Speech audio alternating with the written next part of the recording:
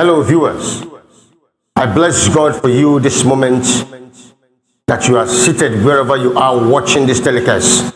And I know God is about to take you somewhere close to your stardom or take you to your stardom after this very particular program. In Jesus' precious name. Today I'm going to be talking about when you don't give up, God will show up. When you don't give up, God may show up. It's different from when you don't give up, God will show up. The difference between God will show up, assurance, and God may show up under probability. Once it reads me. You see, God may show up only on what sponsors you, only on what will give you fame, or what will drive men into carnality. Don't expect God there.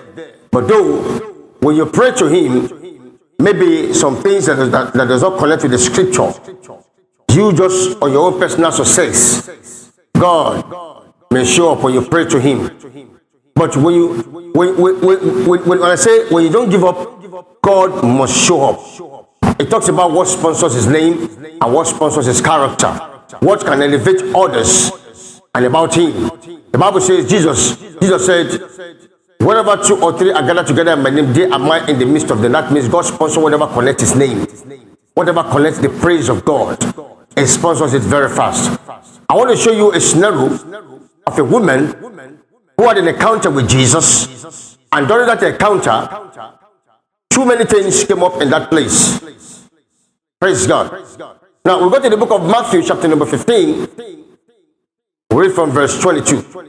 Please read for us to see. We'll take this step. And behold, a woman of Canaan came out of the same coast. Now a woman of Canaan came out of the same coast and cried unto him, and cried unto Jesus, saying, Have mercy on me, O Lord, thou son of David. Now the woman went to Jesus and said, Have mercy on me, thou son of David. My daughter is grievously vexed with a devil. Said her daughter was healed, her daughter was sick, her daughter was attacked by the devil. 23. But they answered her not a word. But Jesus did not say a word to the woman. And a disciple came and besought him, saying, You can see the scenario. The woman had an encounter with Jesus, eyeball to eyeball, shoulder to shoulder, face to face, and knelt and I said, Lord, please have mercy on me. That her daughter was attacked by the devil. She took ill seriously. And one of the disciples of Christ came and said, what? For he answered her not a word, and his disciple came and besought him, saying, Send her away, for she cried unto us. Now Jesus did not answer the woman who was talking to Jesus, eyeball to eyeball, face to face. Jesus kept the woman quiet. It's like an insult. And to add it up, the disciple came and screamed and said, Lord, send this woman away, she's disturbing us. Send her away, she's disturbing us. This is just like seeing Jesus, an obstacle encroach in it. And Jesus himself kept the woman quiet. 2 obstacles are standing between this woman now. 2 obstacles. Jesus never answered the woman a word. He bluffed the woman. And the disciple came and said, Send this woman away. Obstacle 2. Let's go. 24. But he answered her and said, and Jesus answered the woman and said, I am not sent but unto the lordship of the house of Israel. I am not sent but unto the lordship of that house of Israel. I am sent to the lordship of house of Israel. Now this woman came from another area, an area where God is not too honored. And so it was searching the heart of this woman to come and, just like people of these days who want to just take miracle and just go and never want to insult God. That was how he saw that woman. And Jesus said, I am not sent to everybody, but the lordship of Israel. What did he say? 25. Then came she and worshipped him, saying, Lord, help me. And the woman knelt down and said, Lord, help me. Obstacle 3. After the obstacle 3, the woman said, Lord, help me. 26. But he answered and said, It is not meet to take the children's bread and to cast it to dogs. Obstacle 4. Jesus looked at the woman and said, It is not good to take the children's bread and give it to dogs. It is not good to take the children's meat and throw it to dogs. Meaning, he called the woman indirectly a dog, a forbidden, a taboo. The woman was called all kinds of names, a taboo, a dog, who was to come and eat the righteous food. That means she doesn't deserve it. It's not good to take the children's meat, who deserve it, and give it to dogs that does not deserve it. And hear what the woman said. Go on. 27, huh? And she said, Truth, Lord. Truth, Lord. Yet the dogs eat of the crumbs which fall from their master's table. He said, Lord, what you said is true too. But yet, the dogs eat from the crumb that falls from the master's table. What does it say? 28. Then Jesus answered and said unto her, O woman, great is thy faith. Then Jesus answered the woman and said to her, Woman, great is thy faith. Now let me bring this one by one. Go on. Be it unto thee even as thou wilt. Let it be unto you as you wish. And her daughter was made whole from that very hour. And the moment her daughter was made whole, the daughter was at home.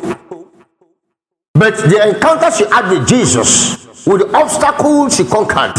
That is why wisdom times wisdom is the definition of understanding. Look at all the woman applied there. The woman applied faith. She applied determination. She applied momentum. Determination is a spirit of striving ahead. Faith, don't give up. The momentum is a spirit of not stopping. That's part of continuity. Then the woman applied wisdom in words. Wisdom in words. Wisdom in words. Now, what happened? Obstacle one, she met with Jesus face to face, believing that she will get what she's looking for. But Jesus turned her down by keeping her quiet. You know what it takes for you to be talking to somebody? You greeted somebody, you are asking somebody something, and the person just looked at you like a fool and removed his face and never answered you a word.